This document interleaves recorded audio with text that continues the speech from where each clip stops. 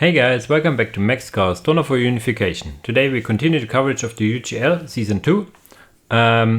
You see in the bracket here that we are not covering the game of The Happening against Jolly. There was a deadline that The Happening couldn't meet, so Jolly gets the free win here and Happening goes to the losers bracket, but Happening is not out of the tournament, not in the sense that Ari is. Ari has good tournament. The Happening is wanting to play later on, but he couldn't find time yet, so maybe we'll see some games from him later on. So Jolly advances to the round of 16, whereas Happening is brought down to losers bracket. So next up we will cover the winners round of 16, because the losers from this round are also in the losers round 1, so they will meet there. So we'll cover this first, and the first match on the top you see here is Number6567 against Mella. Yeah, we all know Number, so Number here is the clear favorite. Let's see how the games pan out. However, the draft you see here, Number banned Thousand Suns and Chaos Demons, which I find interesting. Mella banned Farsight Enclaves and Sisters of Battle. Sisters of Battle is not a faction I would consider a Number faction per se, but okay, and the draft is clear, however. Number picked Necrons, Orcs, Emperor's Trojans, and Renegade Guard. Necrons is his main from vanilla, Orcs is the secondary from vanilla, Emperor's Trojan is one of the strongest, his strongest performances in the mod so far, and Renegade Guard, I'm not really sure. I haven't seen a Renegade Guard game from him so far, so I'm interested to see. Mella, on the other hand, picked his main faction, Tau Empire, but also Mechanicus, Space Marines, and Dark Angels. He also likes to play Dark Angels and Space Marines, I know. I do not think I have seen his Adeptus Mechanicus gameplay. Could have been that I have seen it, but also not. So I'm pretty interested of the games. The first match in the round of 16 is always played on Imperial City, also one of the quote-unquote new maps or non-standard maps. So yeah, let's see how the games pan out on this map. And here we are on the first map, Imperial City. On the left side, playing Dark Angels, we have Mella. On the right side, playing Necrons, it is Number6567. He has a very spooky little white color scheme here. Let's see, going for all 5 builder scraps, I expect him to put down some more generators. Now-ish? No? What is he doing? Okay, aggressive capping or what? That's interesting. Normally you see the first scraps all allocated to generators. We have a scout rush incoming. If you do the scout rush like this, you do not need an armory. The armory only gives you access to sniper rifles, and I do not think you need sniper rifles. Yes, this one, Stubborn, is nice and all, but also not as much needed. Also, this generator is not needed if you do not cap any points. If you are just trying to fast kill Necrons, you do not need a generator. Not in the slightest. You see the upgrade you can get even without. We only have 3 scouts because of that. He could get another one, not sure why he's not getting it. Also, if you do not get a generator here, you can get 2 more scouts. So yeah, this is a Dark Angel Scout Rush, and I'm pretty certain that Necrons cannot deal with it. You see some aggressive capping over here, so even with this not as top-notch performance over here, I do not think this will matter as much as, yeah, if you do not get the Necron Lord early. Okay, now comes the first Necron Warrior, so they can fight back. They can I think, trade favorably, especially if they are allowed to get into melee. Scarab's still alive. Getting this point up would be a necessity, and you could also hide some generators over here. So maybe you cancel 1 or 2 generators and plant one over here. Might as well. For now, these builder scarabs come back, and the Necron Warriors died. It looks like it. So the Necron Warriors was not enough for this. You want the Necron Lord if you think you face something like this. So he's getting the Lord, but a little late. There comes now the Scout Marines, the late 3rd squad, and the Tech Marines. So this whole rush could have been executed way better, but it's still enough, it seems. Also the defense if you expect something like this to come, you can build a turret earlier, for example. You can get the Necron Lord earlier, but eventually you will not be able to trade favorably. Yeah, Number calls it. GG, very short first game. There you see Scout Rush being very effective. I think I tried to face this Scout Rush with Necrons on a map like Blood River, very small map, and didn't find a way as Necrons. Not that I'm a Necron main or anything, but I think this is a build order victory here. I think from the player strengths, Number, if he was prepared for it, and Mella not having the best optimized build here, there was some play to be had. But yeah, this is a quick 1-0 for Mella here. That was unexpected. So yeah, let's see what faction and Number, what map picks Number for the second game and what the factions will be. And here we are on the second map, Meeting of Minds. On the left side, playing Tau Empire, it is Mella. On the right side, playing Emperor Stratron, it is Mad Number6567. Number goes for his signature economy boom opener with 3 pleasure cultists into the second builder and a Slaneshi Lord and 2 warp turbines. 3 even.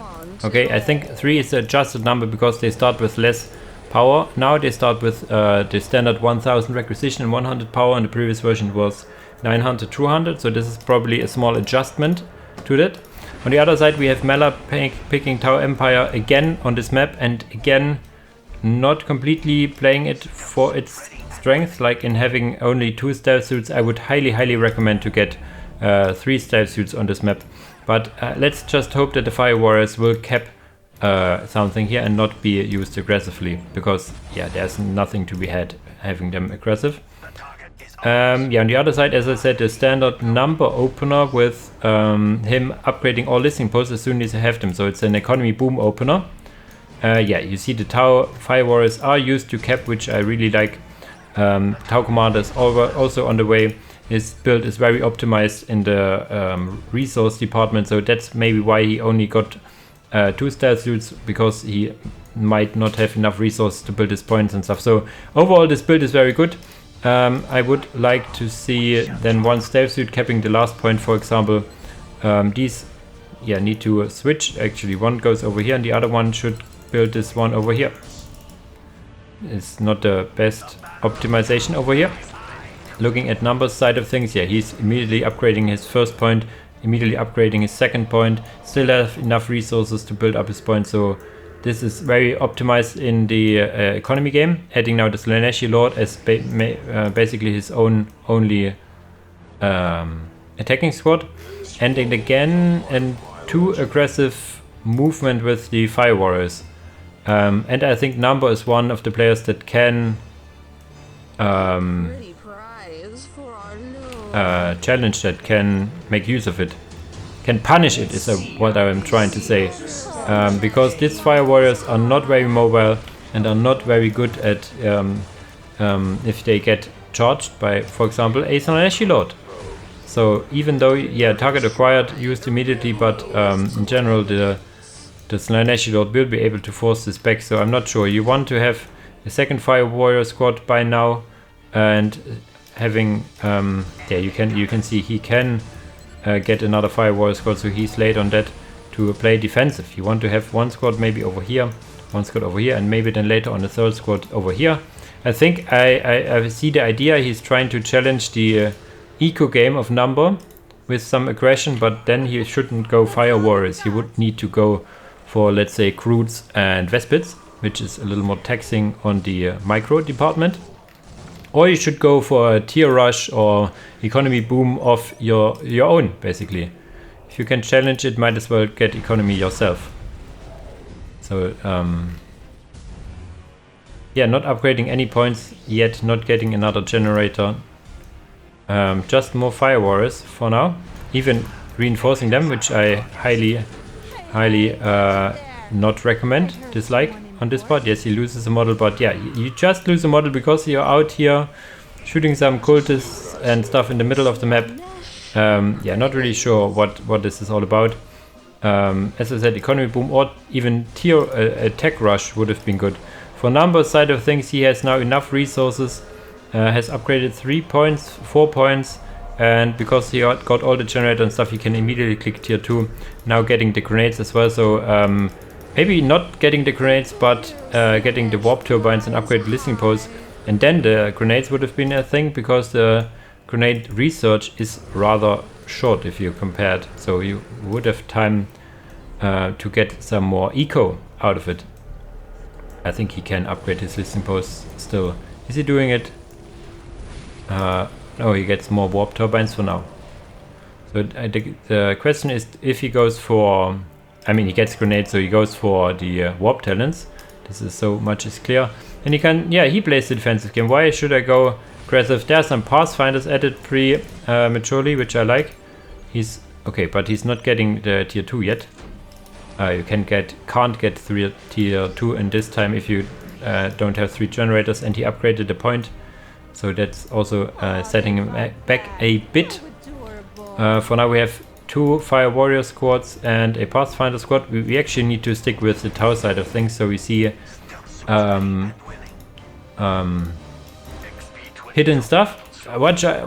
This is something I really like. He already has positioned his pleasure slaves to this stack deposit, because once he hits tier 2 he can immediately build a crater warp turbine. The crater warp turbine in typical EC fashion and per certain fashion does not provide 40 but 20 income, I think, but it's also cheaper. So I think the building time is also cheaper. Now warp talent band number 1 is on the way, plasma pistol is on the way, crater warp turbine. So you see immediately making use of tier 2, which is something some players do not. So he planned for it, and yeah, I think there will be the commander upgrade afterwards as well. 2 warp talent bands, and some point the dark knowledge palace for the sorcerer. The sorcerer is also really good. Now we have 2 reinforced fire warriors. Tier 2 should be on the way. Tier 2 is almost done, very nice. So the tier 2 timing isn't far off, but the question is how does he plan to get along, I should say, with the warp talents. You could go Groots, for example. You could go, I don't know, a Groot would be nice. You can actually detect. I thought it was only the leader, but there's guys can detect themselves. Point immediately gets rebuilt. Second warp talent is already been out here. I am looking for, yeah, there's the dark knowledge palace for the sorcerer. 2 crack grenades coming into this listening post, and now they are killing the listening post, getting some damage dealt in return. So one of the changes in 7.x was that they have a lot less HP and are a lot more expensive to reinforce, so it's more taxing to keep them alive and more punishing if you lose some models.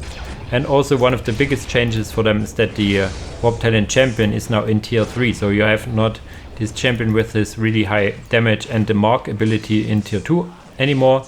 You only have this in tier 3. Tau commander now with some flamer action on these warp talents, which I like. And Breachers. Breachers is also really nice. They can get grenades and stuff on their Chasui, and I think grenades would be a really nice touch here. Getting Chasui leaders with grenades, photon grenades that is anti-infantry grenades, they are really good. Also working against these would be devilfishes, not so much as they can detect and have crack grenades, but what I called again, barracudas, for which you would need a lot more power, however. What he's getting from the HQ?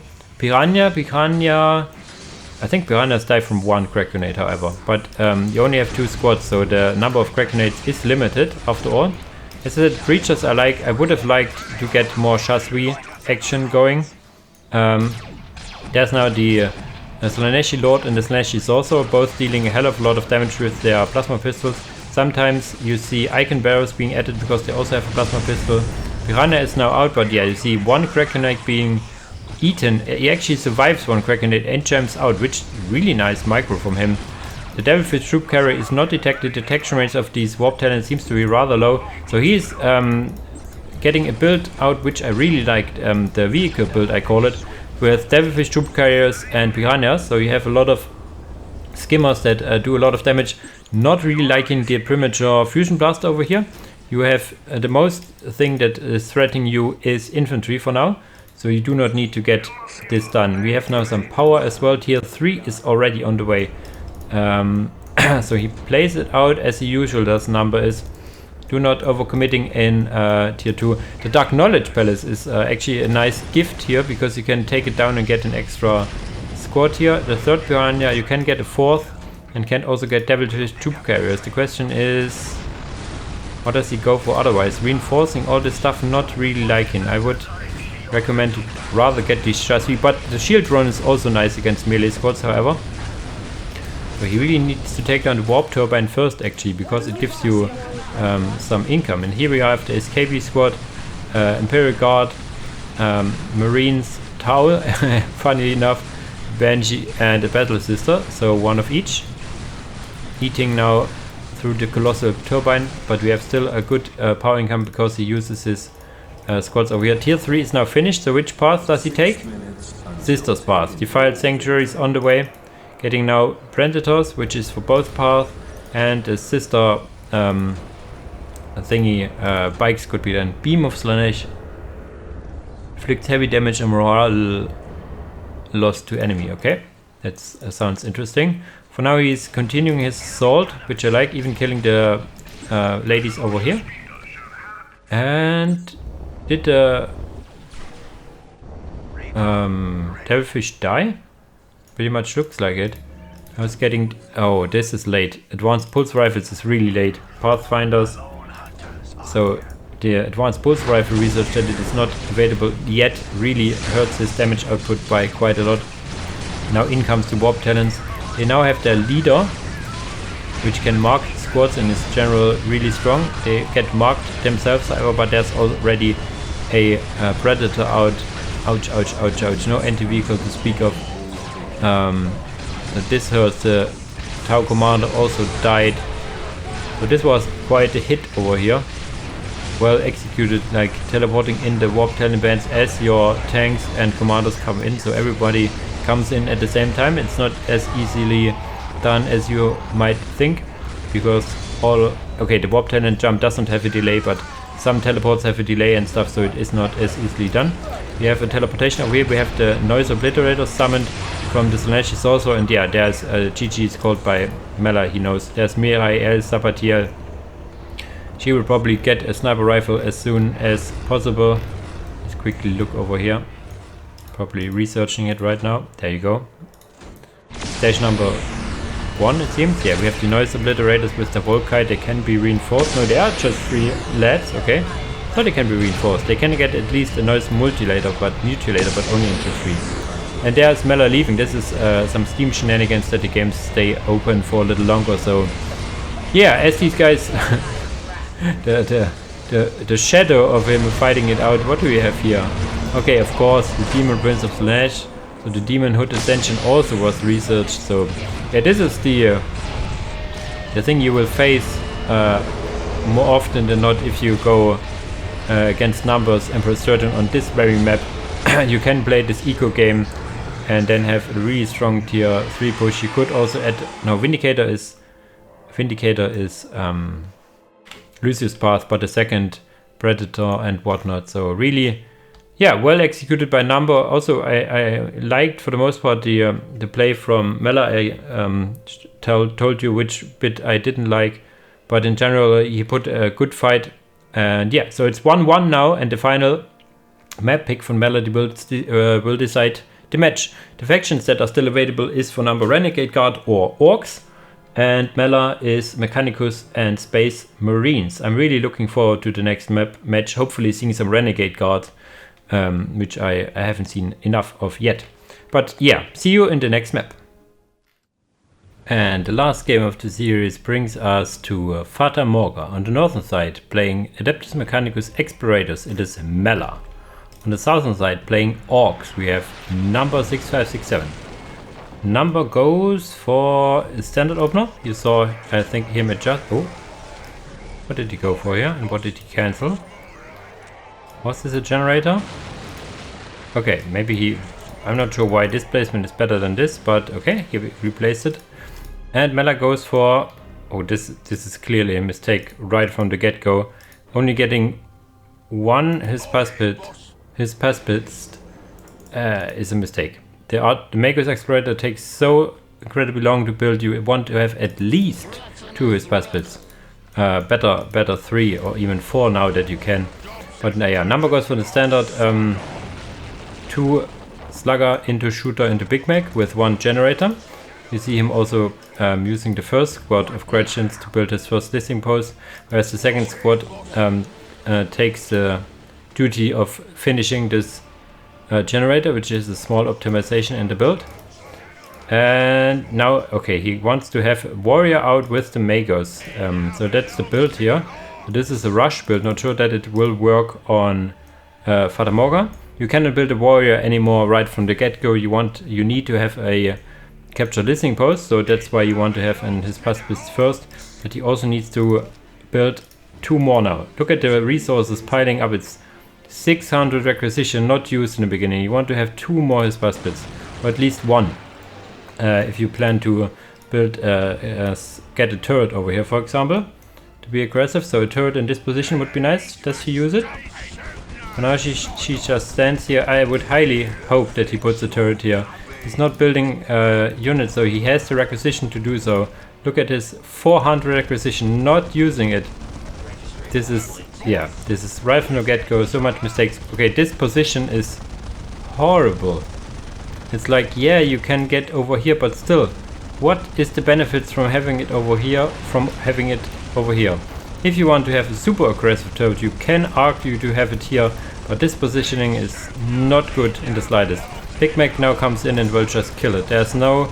The Magos is not here to repair it, so it will die very quickly. Magos even getting passed by her own warrior here, and there goes the turret. That's 200 requisition down the drain.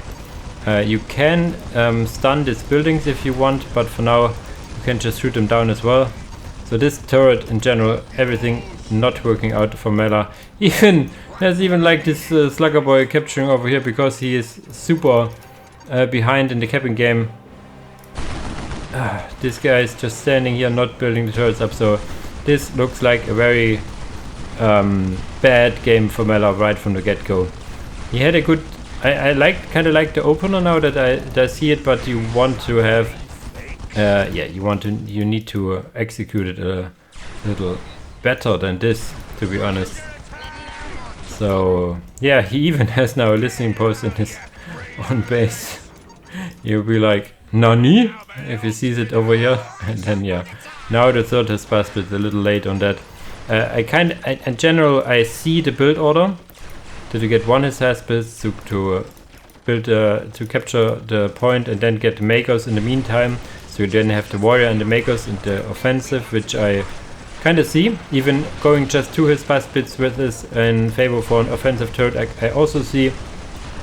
But the positioning was bad. The follow up with the Haspis was late. The capping was super late. Building of the listening post is still not done yet. So yeah. He has all the resources, he's just not using it, so this is a problem. To be honest, Number doesn't play perfect as well. He has a lot of resources piling up. He needs to get a pile of guns and another war banner as soon as possible, as we speak here basically. He's adding another shooter boy, which is okay, but yeah, you have enough resources to get a pile of guns, so might as well do it. Over here, or over here, a pile of guns would be very needed. We have now a lot of his pacifists here. All three squads over here. No one going back, so the economy is 40. This is not playable. Is he paying? Yeah, he's getting power as well. He's not getting power on 2 listing posts because he wants to get tier 2, but the economy just not lines up at all. And yeah, he might as well get the point over here. Needs to use the emergency thing. Okay, already used it, so this warrior is now out of commission. The Magus Explorator can tank and can repair herself. She should use it. Now maybe? Are they getting any weapons? They do not. You can get grenade launchers with those guys, and these would help quite a lot, to be honest. Another turret dropped in. He has enough resources, and Number should now get out of here. There are grenade launchers, there's a turret, so this is nothing you can challenge with just 2 shooter boys and the slugger boy. Not yet. The pile of guns is there, should get heavy boy armor. So there's some sloppiness in Number's build. So there is some play to be had actually. He does not have his own points. But so even a war banner over here. But Mella does not have his points either. So yeah, tier 2 is now getting started because he has traded enough power. Tier 2 will give you some extra income as well. So this is also kind of a possibility. But he can, as he is now trying to do. Does he have grenade launchers? Only on one squad, really. So it's just standing here eating it is not very good. The warrior still just standing here. The Magos died? Question mark? Yeah, so this is a problem. You want to keep her alive as long as possible. Are these 2 squads? 2 squads of Stormboy, so those will now close the gap over here. And if they jump behind, okay, or even just close to them, they will make them all retreat. And here we have 2 squads of shooter boys with big shooters. I can hear it in the sound. Big shooters, not... Oh, the movement. Okay, you cannot move here because that's the listening post. So these are completely surrounded from all sides and now dying. Horribly death will await you. You will not be able to come out of this hole over here. This will just be the end of you, my friends. So the question is, he's now tier 2. Number is not yet tier 2. He's playing now the kind of the eco game, catching up in the eco game. And he goes for another warrior. Why you go in tier 2 for another warrior? He said, okay, he's already calling it GG's. If you want to have an impact in tier 2, you want to have the Hellstalker. Hellstalker is the thing that allows you to do something. Okay, but Mella calls GG, so it is a 2-1 for Number. He got a quick, cheeky little victory in game 1 with the Dark Elder all in. That worked out, especially against Necrons. Against other factions like Orcs, it would not have worked out, most certainly. So we had another game, but yeah, he saw the possibility and did go for it, which I like. If you see a quick win, why not use it? The second game was well played by him, but Number played just better. And the third game here, he had also a good opener, I think, but the execution was not very good. The strategic positioning of the turret was bad. The general follow-up of capping was bad. You see why this is a very aggressive build, and on maps like this, where you have multiple ways to move to an opponent and long movement parts, you can lock down stuff. It's not the best. On maps like Blood River, it would have been better, because you're then faster with the warrior and the makers at your opponent, and can also be faster with the warrior back to defend your own base. I mean, with the warrior is over here and running out of memory, you cannot move back and defend your base. On a Blood River, the walk is way shorter, so you can use it offensively and defensively as need be. But for now, as usual guys, thanks for watching and see you in the next video. Bye bye!